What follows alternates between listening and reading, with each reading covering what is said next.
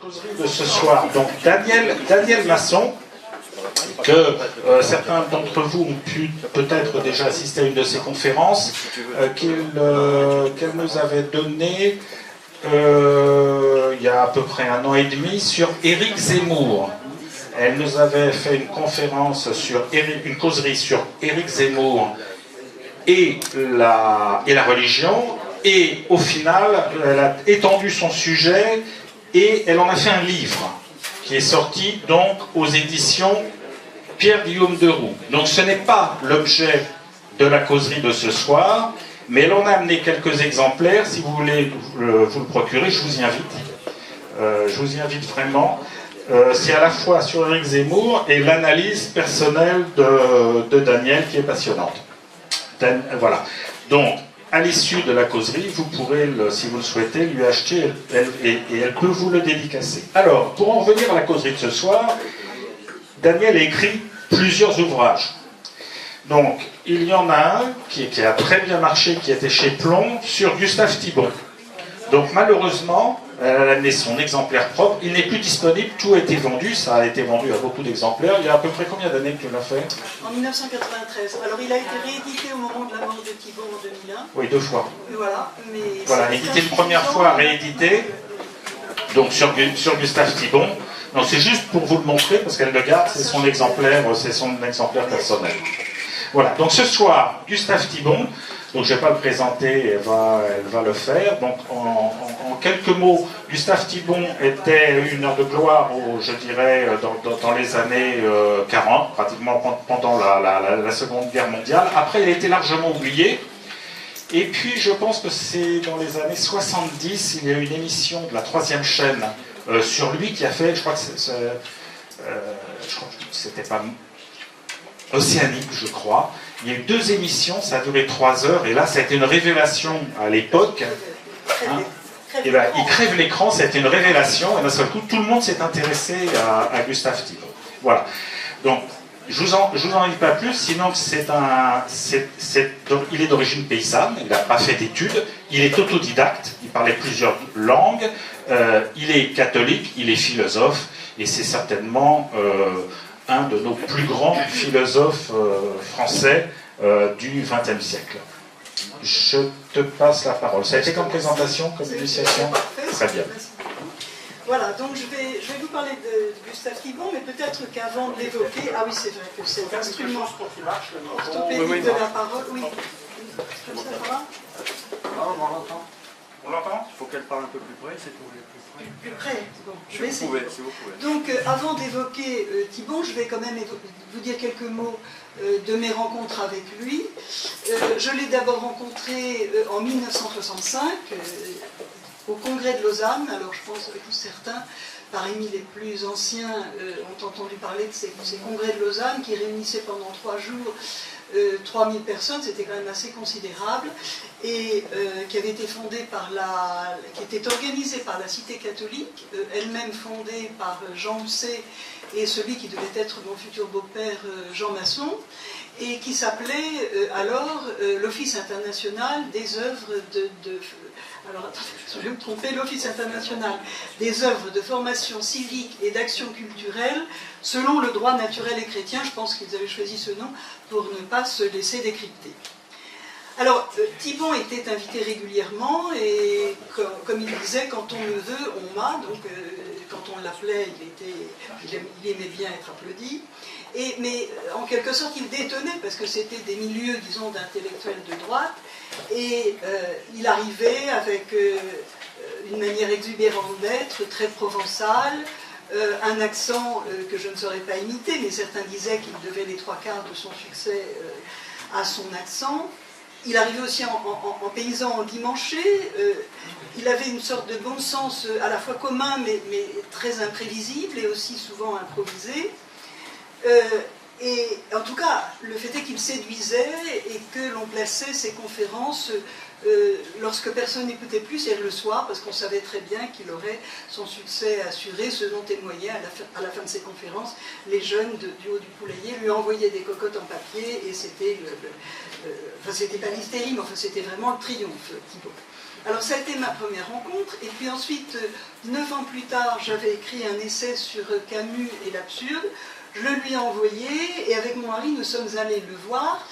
Et c'était très intéressant parce qu'au fond, Camus n'était pas vraiment sa tasse de thé, encore qu'il ait parlé de l'absurde à propos de Dieu et qu'il ait dit que finalement on était entre le tragique et l'absurde, ou l'absurde et le tragique.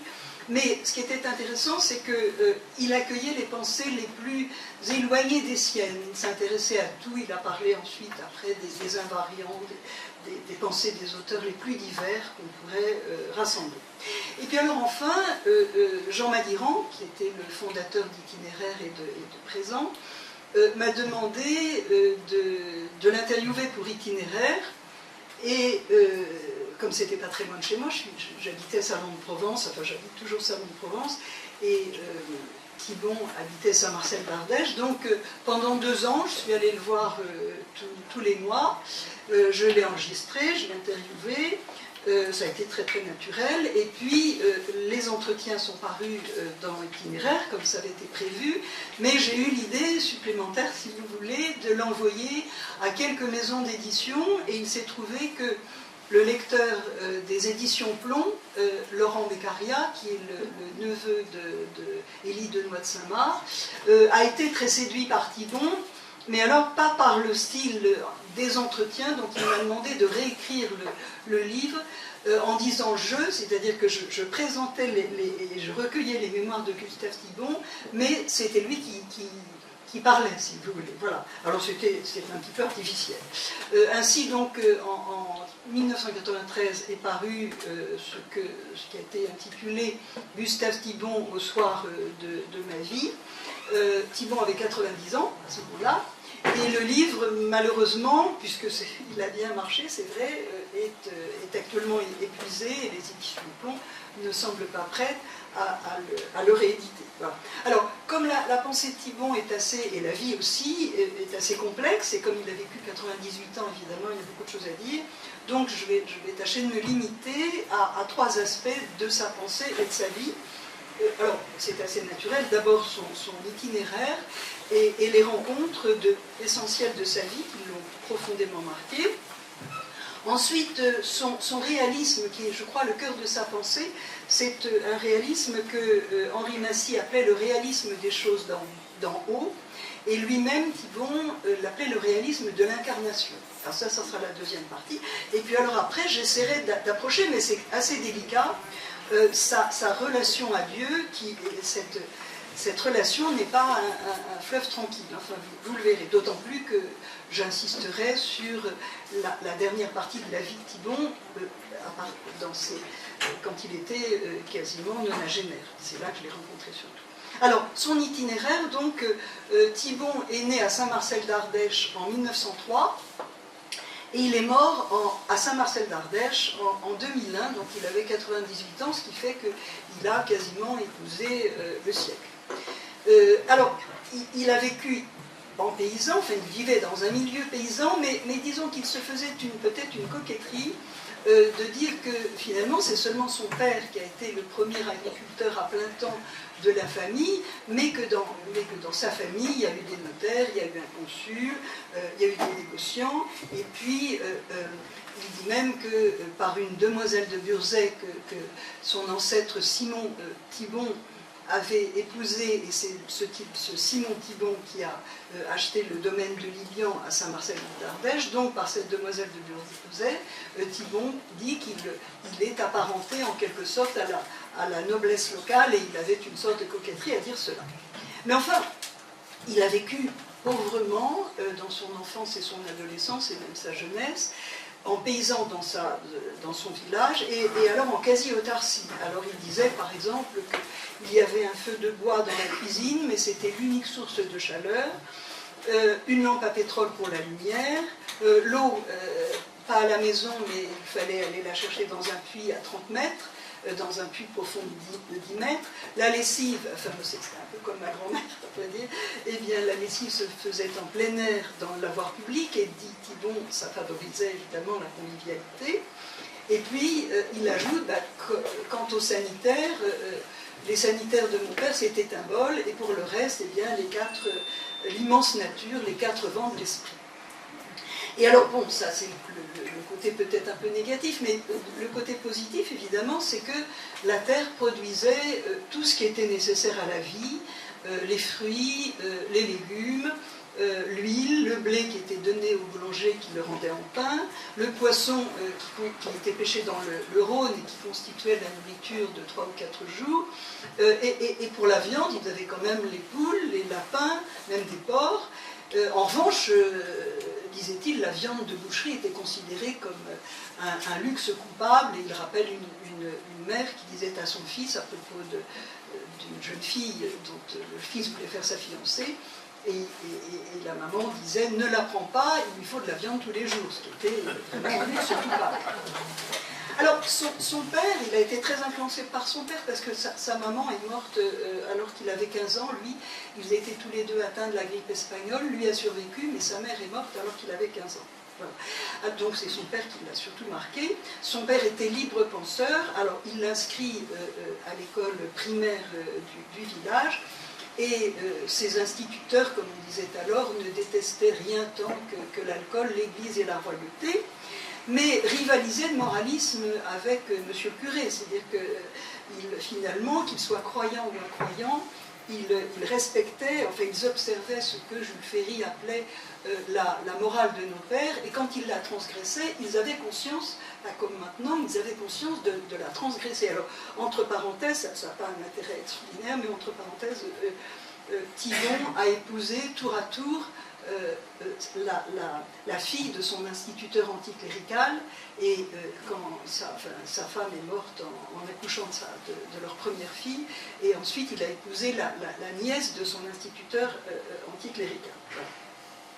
En tout cas, l'entourage familial et scolaire de Thibon a fait qu'à 14 ans, il était agnostique et lui-même se revendiquait agnostique.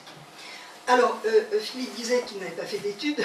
Oui, c'est vrai, mais il a quand même eu son certificat d'études dont il était très fier. Il l'a eu à 12 ans, il était premier sur 21, et il dit sa joie, il courait vers sa maman pour lui dire qu'il avait reçu ce certificat d'études. Alors après, il devait aller au collège de Bourg-Saint-Jean-des-Halles, mais il n'est pas resté longtemps, il préférait l'école buissonnière, et finalement, il a préféré très vite travailler la terre. Et son grand-père se réjouissait de ce désir de travailler la terre parce que en 1915, le père de Thibon, donc le fils de son grand-père, avait été mobilisé.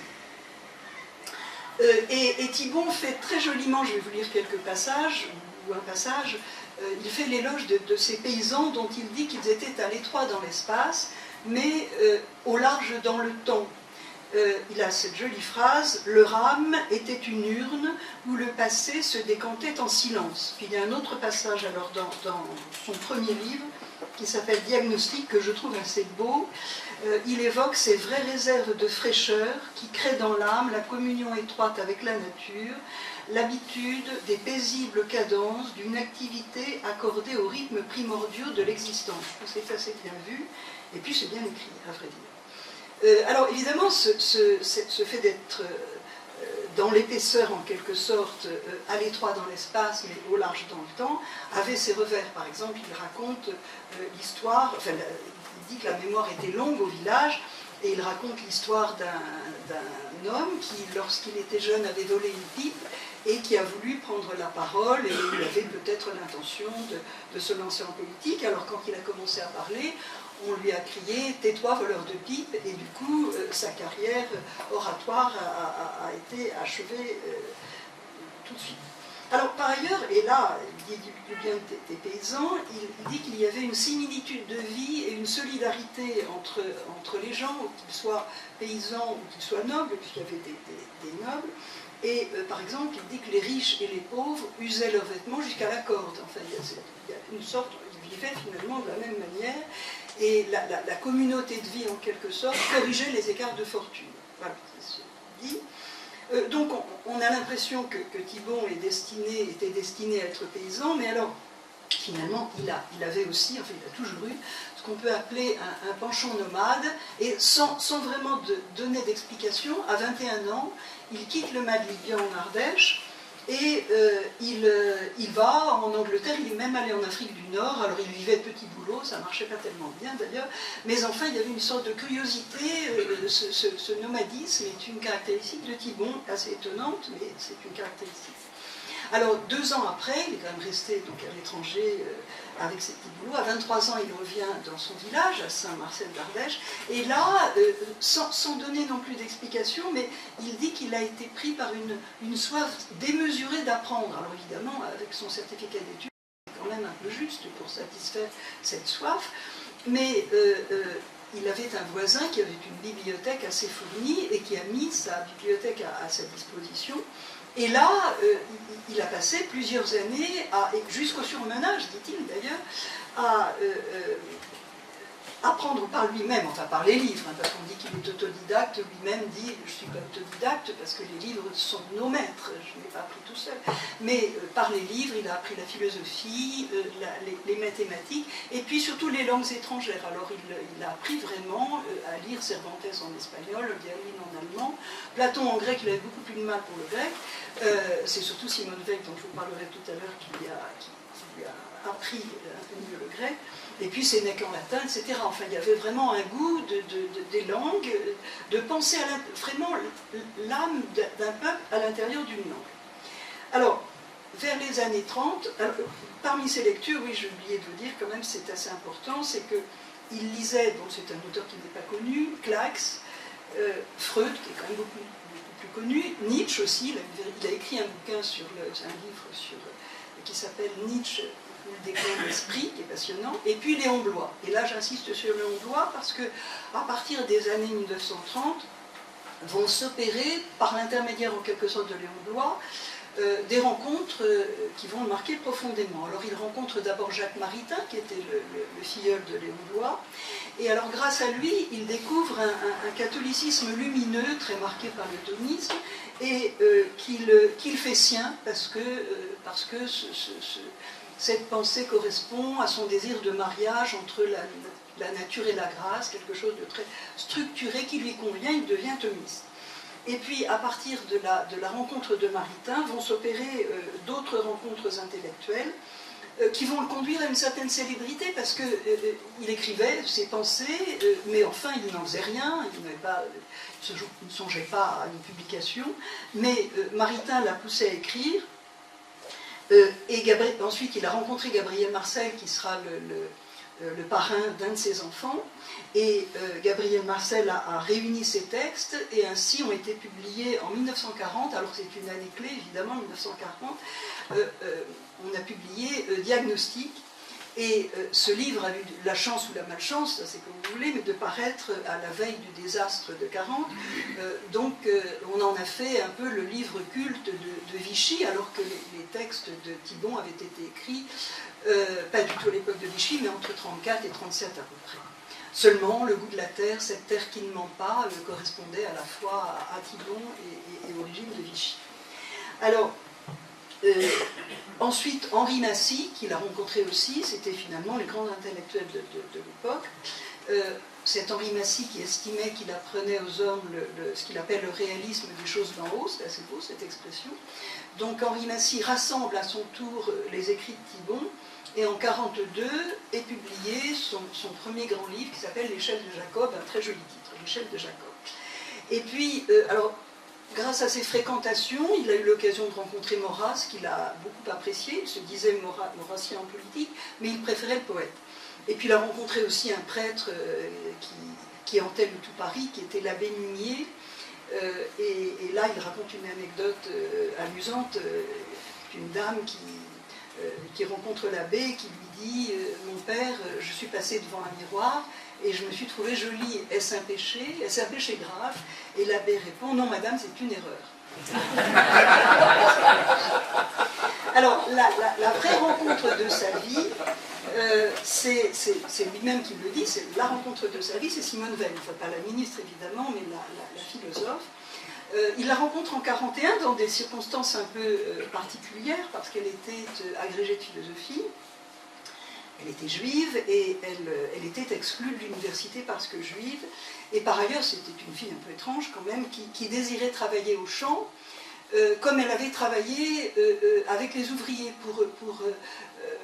pour partager le sort des plus miséreux, des gens qui souffrent. Elle avait quand même une espèce d'attirance, d'attraction pour la souffrance, je crois, qui s'explique par ses théories philosophiques d'ailleurs. Donc elle demandait de travailler au champ. Alors le père Perrin, qui la connaissait, qui connaissait Simone Weil, a demandé à Thibon de la recevoir. Alors Thibon a hésité parce qu'il n'avait pas tellement de tendresse pour les intellectuels en mal de retour à la terre, ni pour l'extrême gauche. On appelait Simone Weil la Vierge Rouge, enfin elle était très marquée à gauche, mais enfin peut-être par curiosité, pour aussi finalement correspondre au désir d'un ami, le père Perrin, il accepte. Et alors là, je vous lis sa première rencontre. Il la rencontre je crois que c'était à la gare d'Avignon, et alors voici ce qu'il dit. Il écrit, enfin je crois qu'il me l'a dit en fait. J'ai rencontré Simone Weil pour la première fois le 7 juillet à Avignon. Elle était fagotée comme l'as de pique, discutant indéfiniment d'une voix monocorde, insensible à notre fatigue, refusant la chambre que je lui offrais pour dormir à la belle étoile. J'ai pensé que j'allais faire une partie de mon purgatoire sur terre. Elle voulait assumer les tâches de domestique de ferme, sans bénéficier d'aucun égard, et pendant les 3 semaines à Saint-Marcel, elle vécut dans une petite ferme, à demi ruinée au bord du Rhône que possédaient mes beaux-parents.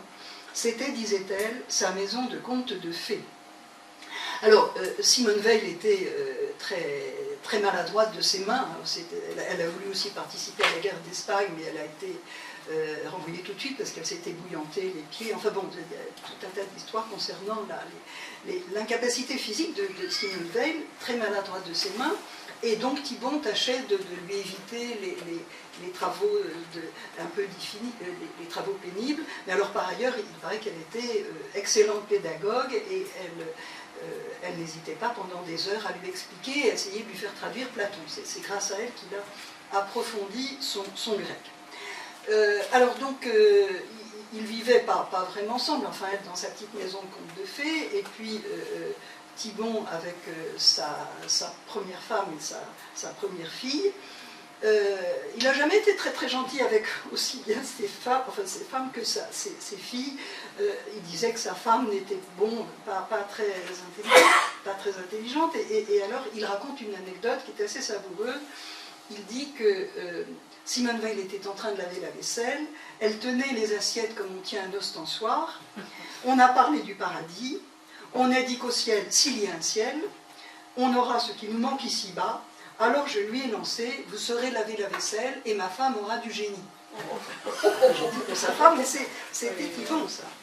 Alors cette jeune Simone Weil, parce qu'elle a beaucoup écrit, mais finalement elle est morte très jeune, hein, elle est morte à Londres d'une manière bizarre, d'ailleurs à 34 ans. Ses parents avaient voulu d'abord qu'elle quitte la France, donc elle est allée en Amérique avec eux, mais ensuite elle voulait faire de la résistance et elle est allée à Londres dans cette perspective.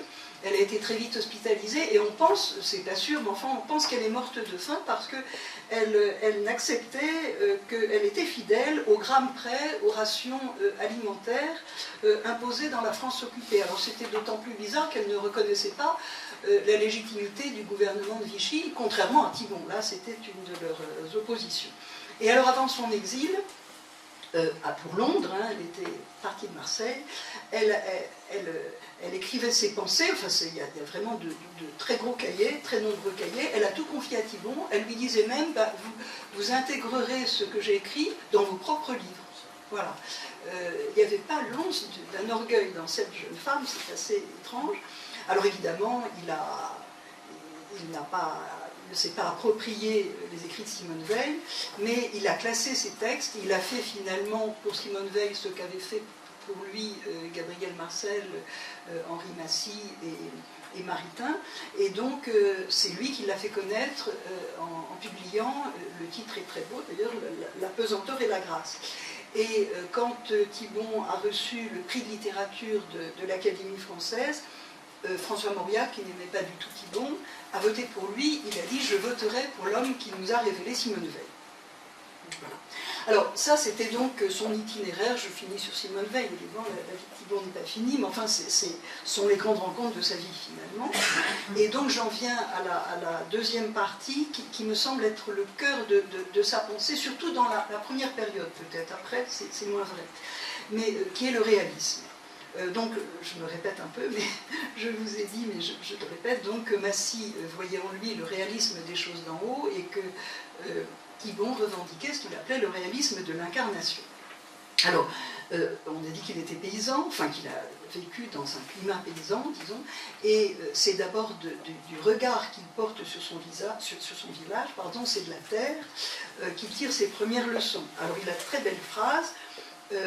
Il dit que la terre, on la maîtrise en lui obéissant. Et le paysan est au confluent, en quelque sorte, de la nécessité cosmique et de la liberté humaine.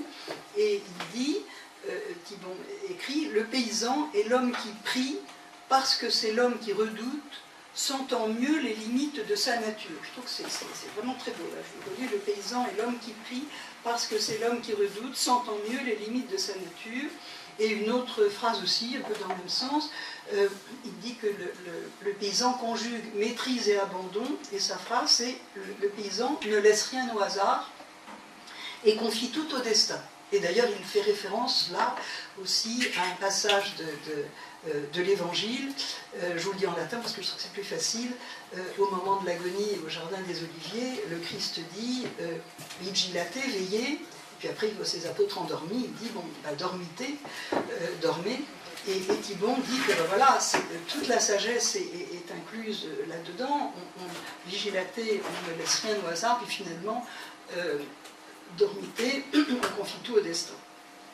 Et puis alors, et ça c'est peut-être l'essentiel, c'est que son village lui a appris une leçon naturelle, c'est que, je l'ai déjà évoqué au début pour son itinéraire, c'est que quel que fût leur rang, du plus riche propriétaire au plus humble fermier, eh bien, les hommes étaient liés par une solidarité organique que Thibon appellera ensuite des communautés de destin. C'est-à-dire qu'ils étaient heureux ensemble, ils étaient malheureux ensemble, chacun dépendait d'autrui, les travaux comme la moisson, les vendanges et puis ce qu'il appelait le décoconnage, ça l'amusait de parler du décoconnage, c'était l'époque des vers à soie, et bien tous ces travaux étaient effectués en commun, et les veillées hivernales réunissaient tous les gens dans la même maison. D'ailleurs les femmes disaient deux feux, deux lampes, c'est la ruine des foyers, donc il valait mieux se réunir pour n'avoir qu'une seule lumière. Et puis il disait aussi que les fêtes, il y avait belles fêtes qui étaient prodigieusement animées et qui, on est à la télévision là, évidemment, qui réunissaient tous les habitants du village. Et donc de ce regard sur son village est née cette idée de communauté de destin qui est l'antithèse de la mystique de classe en quelque sorte, cette idée de communauté de destin qui a inspiré le mouvement créé par le père Lebray, je ne sais pas si vous connaissez le père Lebray en 1930, qui a écrit Économie et humanisme. Donc il s'agit non pas de communautés de ressemblance qui ligueraient par exemple les ouvriers contre les patrons, nos modernes syndicats, mais des communautés d'interdépendance qui non pas ligueraient mais lieraient entre eux l'ouvrier, le patron, le mousse et le capitaine. C'est-à-dire que si le bateau coule, ils meurent ensemble. Et le patron et l'ouvrier, si l'entreprise s'effondre, ils sont unis par la même communauté de destin. Évidemment, c'est tout le contraire de cette mystique de classe qui veut que l'ouvrier soit forcément l'opposé du patron. Alors, je vous ai parlé du réalisme, il faudrait savoir ce qu'il entend, ce que Thibon entend par réalisme. Alors pour lui, c'est, il le dit lui-même, c'est l'échange vital entre le sujet et l'objet, alors que notre époque, dit-il, est marquée au contraire par l'isolement, la solitude, ou alors l'âge des masses, où on semble à des grains de sable.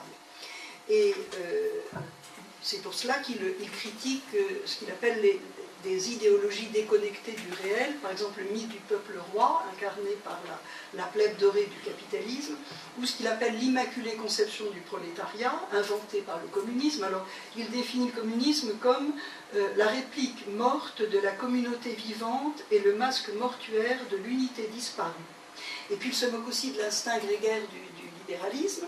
Et il a cette jolie phrase, il dit la société libérale et décadente ressemble à un troupeau d'oies qui clamerait, qui défilerait en criant « Vive le foie gras ». Voilà, alors, sa conception de la vie sociale, il le dit lui-même, a son analogue dans l'organisme humain. Il dit que dans le corps, comme dans la société, toute centralisation est un mal, que chaque organe est lié aux autres organes, mais a quand même une espèce d'autonomie. Par exemple, le cœur ne fait pas le travail du foie. Les organes, donc, sont unifiés, mais ils ne sont pas centralisés. Et il applique ce schéma-là, il l'applique à la société. Alors, je vous ai dit tout à l'heure que Diagnostic avait paru, heureusement ou malheureusement, je ne sais pas de quel côté il faut le voir, mais comme le livre culte de Vichy, et contrairement à Simone Veil, qui ne supportait pas le régime de Vichy, Thibon, lui, disait que finalement, à cette époque-là, le réalisme civique s'imposait, nous étions défaits, il s'agissait avant tout de nous refaire. D'ailleurs, même De Gaulle a dit que l'armistice était absolument inévitable et qu'il n'y avait pas d'autre solution. Seulement ça, on ne le répète pas tellement. Donc pour Thibon, finalement, nous étions défaits, il s'agissait de nous refaire. Mais alors par ailleurs, il reconnaît qu'il n'a pas de goût pour quelque engagement politique que ce soit. Je vous ai dit qu'il se disait maurassien en politique, c'est vrai, mais enfin, en tout cas, pendant l'époque 40-45, certains ont dit qu'il était collaborateur, c'est complètement faux, et son engagement s'est résumé à sa sympathie pour les chantiers de jeunesse. Or, le général Laporte du Teil, je crois c'est ça, voulait à la fois conquérir les jeunes gens à la Révolution nationale, mais aussi préparer une éventuelle reprise des hostilités si ça avait été possible. Quoi qu'il en soit, Thibon reconnaît le domaine politique m'a toujours paru comme le domaine du moindre mal, et Vichy m'apparaissait ainsi. Donc il ne dit pas que Vichy est un bien, mais que c'est un moindre mal inévitable et qu'il n'y avait pas d'autre solution. Alors, je vous ai parlé de mes rencontres, enfin de mes rencontres avec lui. Je l'ai vu aussi, on le voyait facilement, aux journées royalistes des Baux-de-Provence, mais il se disait volontiers royaliste, mais il était quand même plutôt franc-tireur que militant, si vous voulez. Mais c'est aussi par réalisme qu'il se disait royaliste, parce qu'il pensait que le roi, indépendant de tout sauf de Dieu, c'est le sens d'absolu tout, ça me traduit par absolu, mais c'est un faux sens absolu. Et donc le roi, indépendant sauf de Dieu, pouvait être arbitre, modérateur né, protecteur des faibles contre les oppresseurs et les féodaux. Dit Thibon, d'ailleurs Maurice Clavel dit à peu près la même chose, le centralisme au contraire se nourrit de la forme démocratique qui lui assure ses pouvoirs, alors que la monarchie est finalement plus naturelle, plus incarnée, plus adaptée à une vie plurielle, et capable donc d'assurer l'alliance de l'unité et de la diversité. Et puisque Zemmour vient de publier son livre « Destin français », je vais vous donner une citation de Zemmour qui est très proche finalement de la pensée de Thibon. Et il me semble que Zemmour est de plus en plus monarchiste, de moins en moins républicain. Alors voilà ce que dit Zemmour dans son dernier livre. « On ne peut que glorifier la monarchie, car elle a créé la France. Elle a trouvé un équilibre assez subtil entre le roi et le tiers-état contre ce qu'on appelait les féodaux. On pourrait appeler aujourd'hui cela du populisme. » Mais alors pour revenir à Thibon, la réponse politique royaliste donc n'est pas son dernier mot. Il disait par exemple « Il ne suffit pas de coller la tête d'un prince sur le corps d'une nation invertébrée. On n'a jamais vu un homme ressusciter d'une nation avant de ramener un roi. Il faut créer les conditions d'une restauration authentique que le roi peut après accélérer. » Alors, lié à ce réalisme, une des clés de sa pensée, je crois, c'est la volonté de ne pas mutiler l'homme, de le réconcilier avec lui-même et de ne pas morceler le réel. Par exemple, il a écrit un livre qui s'appelle « Ce que Dieu a uni », c'est dans l'Évangile, ne séparez pas ce que Dieu a uni. Donc, il fait là un éloge du mariage, mais il l'applique à d'autres domaines que le mariage. Mais prenons l'exemple de l'éloge du mariage. Thibon est un peu comme les grands classiques, est un analyste impitoyable de l'amour. Il dit que l'amour, je le cite, c'est la coïncidence de deux égoïsmes, la combinaison d'un besoin et d'un hasard, Tout en étant d'ailleurs très amoureux de l'amour et des femmes. Hein. Je vous ai dit qu'il s'était marié 2 fois, et puis bon, il aimait les femmes. Mais s'il défend le mariage, c'est à cause de son goût de la stabilité, de l'enracinement, de sa répugnance pour toute rupture d'engagement, et pour ne pas séparer ce que Dieu a uni. Alors, pour aller au-delà du mariage, Thibon rejette tout ce qui sépare l'homme, et justement, je ne sais pas si vous connaissez Pierre Manant, mais Pierre Manant dit que le principe de séparation est le principe même de la modernité. Et je cite, alors là Thibon, mais on dirait du Pierre Manant, Thibon écrit « La métaphysique de la séparation est la métaphysique même du péché. De l'atome à l'ange, de la cohésion des molécules à la communion des saints, rien n'existe seul ni pour soi. » Alors pour finir cette partie, je vais vous dire un mot vous savez qu'on appelle souvent, enfin pour ceux qui le connaissent, on dit souvent c'est le paysan philosophe.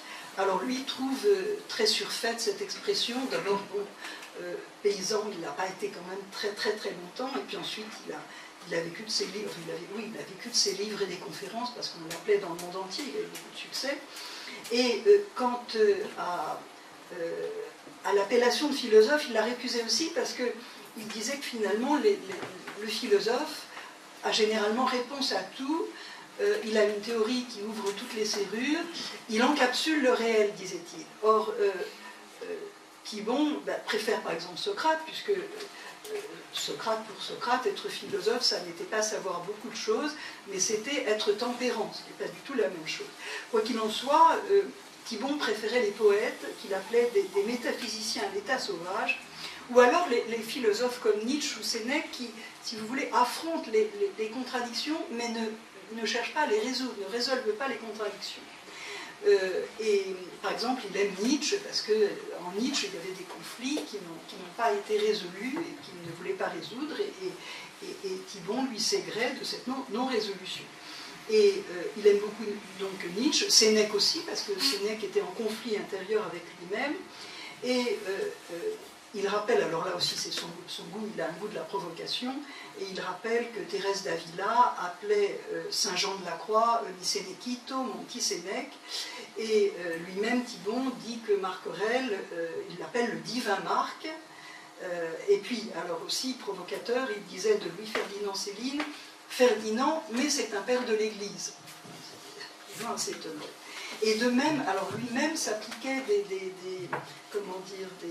des oxymores en quelque sorte en politique. Il se disait anarchiste conservateur, et en religion, il se disait agnostique adorateur. Ça, c'était un peu vers la fin de sa vie. Donc ça me permet de venir à ma troisième partie, la pensée religieuse de Thibon. Alors, là, je crois qu'il faut aborder le sujet avec précaution, parce que la pensée, je vous l'ai dit au début, de Thibon n'est pas un long fleuve tranquille. Je vais rappeler son évolution, mais évidemment, je serai portée à insister sur le Thibon que j'ai connu, c'est-à-dire le Thibon octogénaire et presque nonagénaire.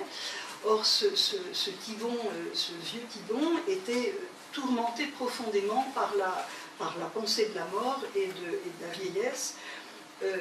Et tout cela le poussait, disait-il, à douter de tout son esprit et à croire de toute son âme. Il y avait une sorte d'opposition entre l'esprit qui ne croyait plus, enfin c'est lui qui le disait, et l'âme qui avait l'appétit de croire. Alors la vieillesse et la mort, la vieillesse il la définissait comme le no man's land, le pays entre les deux, et la mort, alors il empruntait l'expression à Gabriel Marcel, il l'appelait le dépaysement absolu, la barque pour laquelle nous n'avons ni voile ni rame. Vous voyez, c'est vraiment de l'agnosticisme là, enfin, on est loin de l'orthodoxie catholique. Et je crois que la clé de cette pensée de l'homme vieillissant, la clé c'est le réalisme. C'est que le réalisme pour lui, c'est l'échange, comme je vous l'avais dit, entre l'échange vital entre le sujet et l'objet.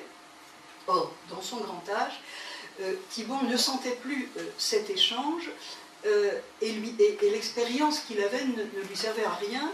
Au contraire, elle allait contre sa foi. Par exemple, il a écrit la continuité, et d'ailleurs c'est assez vrai, hein, la continuité est palpable entre le fœtus et l'enfant qui naît, mais l'expérience sensible est qu'il ne reste rien du mort. Donc là, bon, c'est quasiment une pensée athée.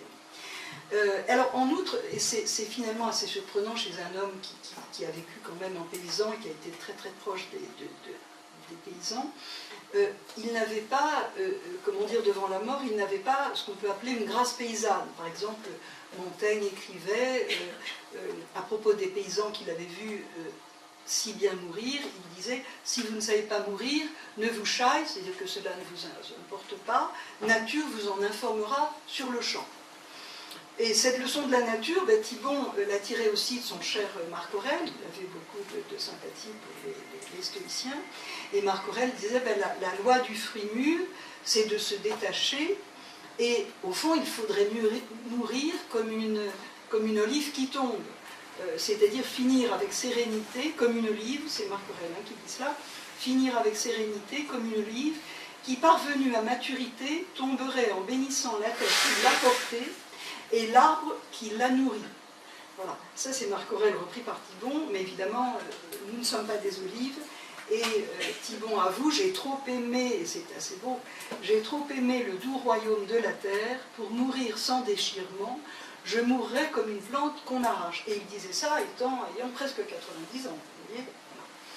Et de manière d'ailleurs que je trouve un peu paradoxale, on avait l'impression, enfin moi j'ai la certitude, que plus il vieillissait, plus il semblait attaché à ce qu'il appelait, ce que Bernanos appelait le doux royaume de la terre. Alors, pour vous le montrer, je vais vous donner 3 citations qui sont écrites à des dates très très différentes, je vous donne les dates, sur la même idée, mais qu'il transforme. Alors, par exemple, dans ce que j'estime être son plus beau livre, c'est Notre regard qui manque à la lumière, c'est 1955.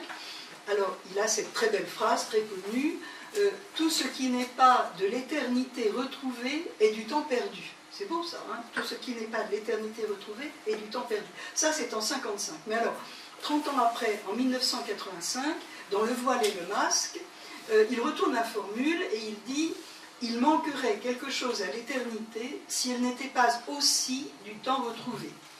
Et puis, dans son dernier livre, qu'il a appelé « L'illusion féconde », je crois que c'est tiré, enfin l'expression est tirée de Chénier, je crois. Donc, dans l'illusion féconde, il dit son vœu, je le cite, de cueillir hors du temps ces fruits de la terre que le temps apporte et retire. Alors, en même temps que s'est modifié son rapport au temps et à l'éternité, on peut dire que sa foi a évolué. Alors, je vous l'ai déjà dit un peu, il était agnostique à 14 ans. Grâce à Jacques Maritain, Léon Blois, Henri Massy, il découvre un catholicisme thomiste à la solide architecture doctrinale.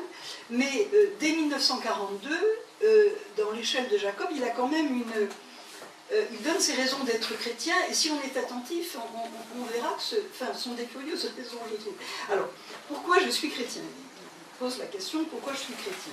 Et il répond, pour concilier mon immense amour et mon immense dégoût de l'homme, parce que j'ai besoin de lumière dans le mystère et de mystère dans la lumière, parce que je suis à la fois et indissolublement réaliste et excessif. Alors, si vous étudiez le texte, vous remarquez qu'il ne dit pas « je suis chrétien parce que le christianisme est vrai », mais parce que ce christianisme correspond au mariage très vif en lui des contraires, ombre et lumière, réalisme et excès. Vous voyez, la fin de la phrase, c'est « parce que je suis à la fois et indissolublement réaliste et excessif ».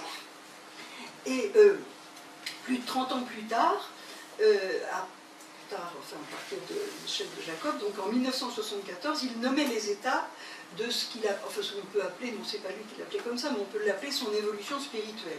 Il écrit « Dieu fut d'abord pour moi puissance, puis loi et justice, puis amour, enfin, il s'est fait absence et nuit, et c'est dans cette suprême métamorphose qu'il ressemble en nous le plus à lui-même. » Et donc là, il parle de moins en moins de saint Thomas d'Aquin et de plus en plus de saint Jean de la Croix, et au catholicisme lumineux de l'Aquinate, il préfère à l'évidence la voie négative et la nuit mystique. Alors, il voulait aussi ce qu'il appelait une foi sans illusion et sans alliage. Il aimait beaucoup Victor Hugo, comme disait Gide, le plus grand poète français, hélas, et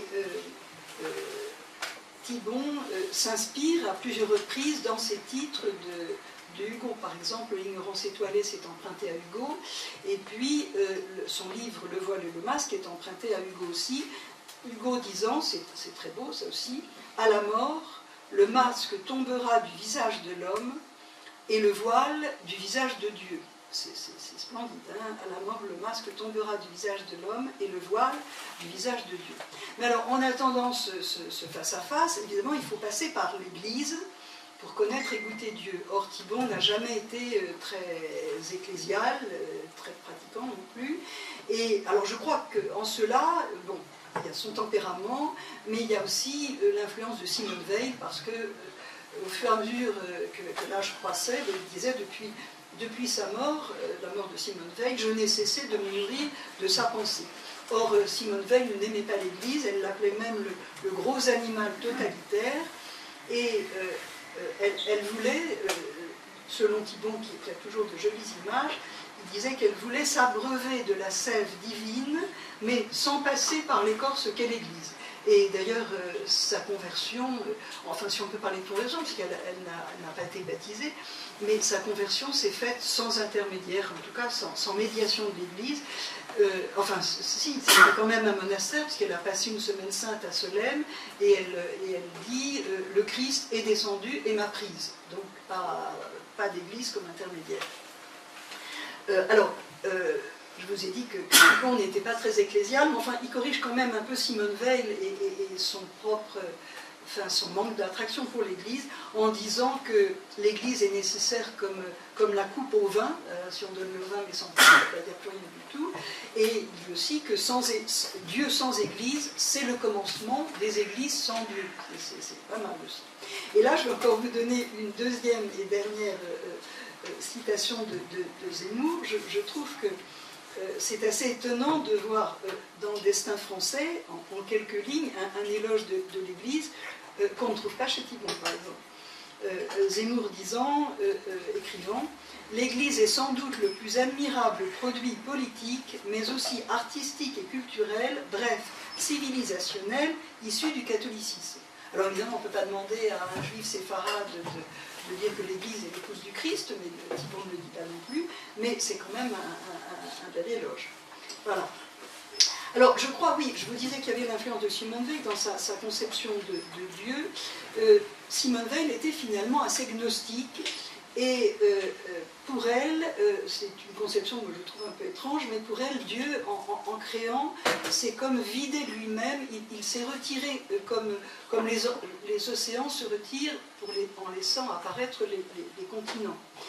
Dieu s'est absenté du monde en créant, dit Simone Weil, et elle va même très loin, elle dit « Dieu a abandonné Dieu, Dieu s'est vidé ». Ce mot enveloppe à la fois la création et l'incarnation avec la passion. Et je crois que cette pensée de Simone Weil a marqué Thibon.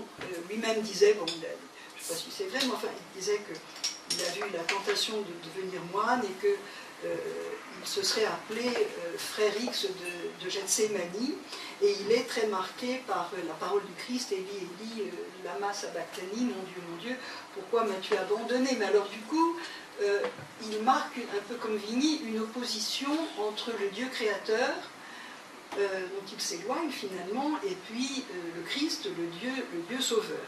Et il va très très loin, parce qu'il écrit « Le Christ est allé jusqu'au bout de la souffrance, du désespoir, du doute », et il répète un mot de Chesterton, notre religion est la bonne, parce que c'est la seule dans laquelle Dieu, un moment, a été athée. Alors vous voyez que là, on n'est plus du tout, on est loin quand même de l'orthodoxie catholique, et on est borderline, comme on dit aujourd'hui. Alors du coup, disait-il, c'est toujours vers la fin de sa vie, tout cela. Mais la foi n'était plus une armure, mais une blessure, disait-il. Et il ajoutait, la foi n'est toute vêtue et comme hérissée de certitude, mais elle meurt nue. Et il revenait à l'étymologie, il disait, Qu'est-ce que croire? C'est credere en latin, c'est-à-dire faire crédit à Dieu dans un univers où ce Dieu semble faire faillite. Et il dit, voilà, il dit exactement, contre moi-même, faire infiniment crédit à Dieu, même et surtout quand ce Dieu semble faire faillite par la prière inexaucée et la non-intervention dans le monde.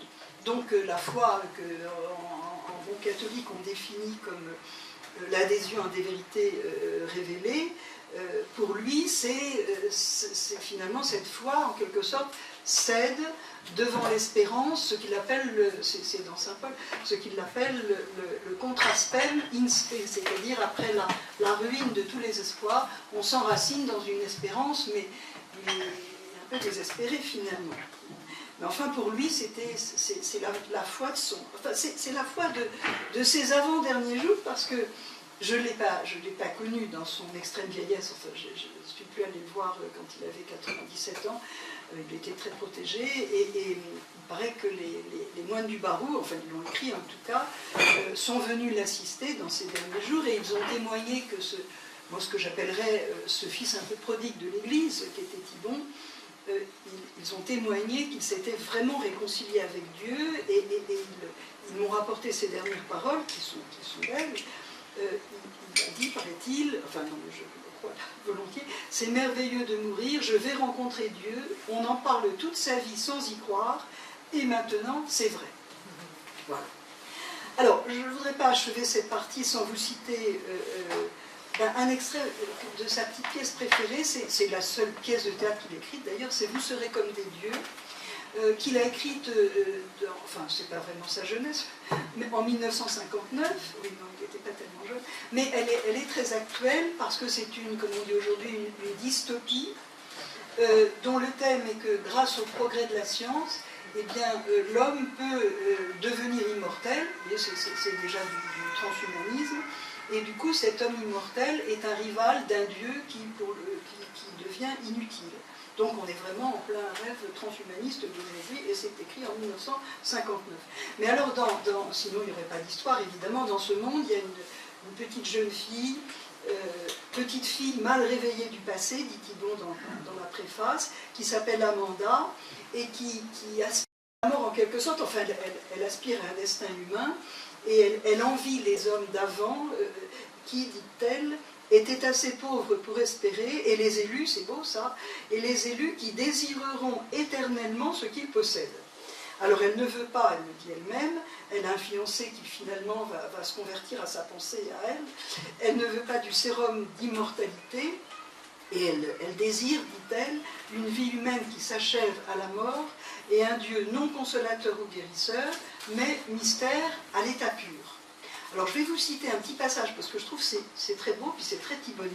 Je crois que c'est le plus beau passage de cette pièce, mais ça résonne d'une manière assez étrange, quand on pense que c'est un peu la foi de Thibon qui s'exprime là. Alors, il s'agit de la rencontre d'Amanda avec son spectre, qui finalement c'est l'image de son âme. Et Thibon disait qu'il ne voulait pas d'un Dieu dernière auberge ou un Dieu bouche-trou, mais un Dieu dépossédé qui n'était plus que lui-même. Alors voilà le dialogue entre le spectre qui est l'âme d'Amanda et puis Amanda. Alors le spectre dit « Écoute Amanda, depuis que l'homme est devenu très riche, Dieu s'est fait très pauvre. Dieu est nu maintenant comme les nouveau-nés et comme les morts. Dieu a tout volé à Dieu, il est le seul roi de la création. Et Dieu dépossédé s'est réfugié dans l'incréé.